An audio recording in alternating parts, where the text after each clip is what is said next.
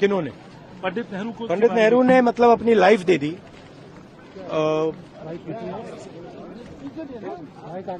Life दे दी हिंदुस्तान के लिए,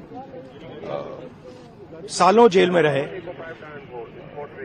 अमित शाह जी को शायद हिस्ट्री नहीं मालूम, वो तो मैं एक्सपेक्ट ही नहीं कर सकता हूं कि उनको हिस्ट्री मालूम। वो तो हिस्ट्री को रीराइट करते रहते हैं। ये पूरा का पूरा डिस्ट्रैक्ट करने का है। बेसिक इशू जाति जनगणना और जो भागीदारी है इस देश की, जो धन देश का है, वो किसके हाथों में जा रहा है, ये मेन इशू है। और इस इशू को ये लोग डिस्कस नहीं करना चाहते, इससे डरते हैं, इससे भागते हैं। मगर ये इशू को हम आगे ले जाएंगे और जो गरीब लोगों का हक है वो हम उनको दिलवाएंगे।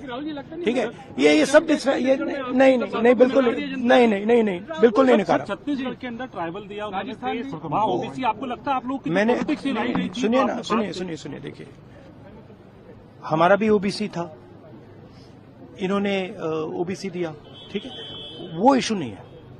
सवाल ये है कि स्ट्रक्चर के अंदर कितनी भागीदारी है।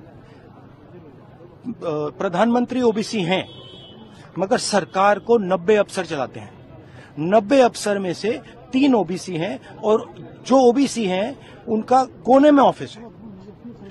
तो मेरा पॉइंट है कि सरकार का सिस्टम, हमारा इंस्टीट्यूशनल सिस्टम जो है पूरा का पूरा, उसमें ओबीसी की कितनी भागीदारी है, दलितों की कितनी भागीदारी है, आदिवासियों की कितनी भागीदारी है, ये हिंदुस्तान के सामने मेन सवाल है।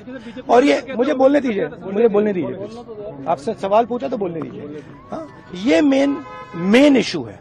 और 24 घंटा ये डिस्ट्रैक्ट करने के लिए कभी जवाहरलाल नेहरू के बारे में बोलेंगे, कभी किसी और के बारे में बोलेंगे।